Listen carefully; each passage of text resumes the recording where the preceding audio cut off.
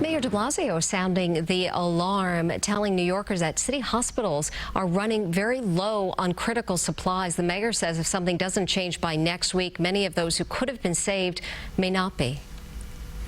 I emphasize to both the president and vice president that we, particularly in our public hospitals, are dealing with, honestly, a day-to-day reality. I'm very pleased to say that conversation focused on ventilators in particular as the single most important, most urgently needed piece of equipment.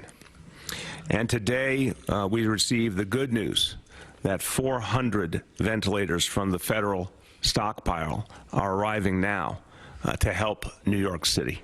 This week's going to be decisive. We want to see how this is going. We're going to work with the state of New York to figure out what the rules, I should say, will be for the longer term. This week is our chance to test different approaches. We need to make sure people will practice social distancing in our parks and playgrounds.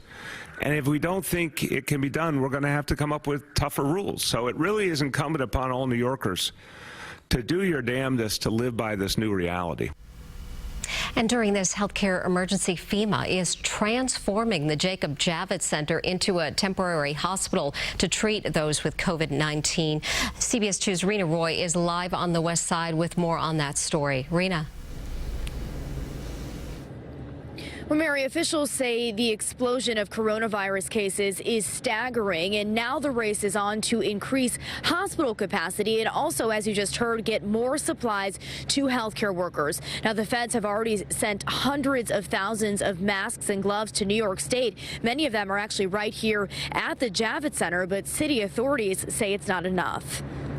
You know, this is the first 1,000. Construction of the temporary FEMA hospital at the Jacob Javits Center begins this week with the goal of opening in 7 to 10 days. There will actually be 4 hospitals within the center.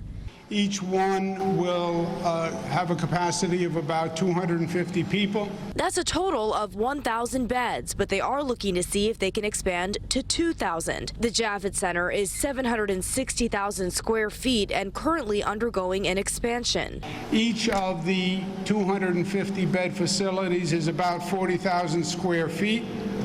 There will be about 320 federal staff. Monday, the governor mandated that hospitals increase capacity by at least 50%. Over at White Plains Hospital, you can see just how treating COVID-19 patients is overtaking everything else there.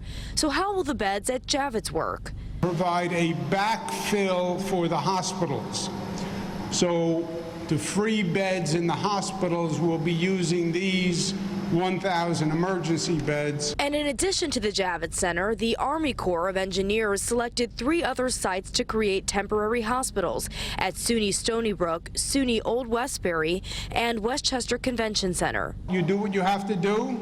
That's the New York way. That's the American way.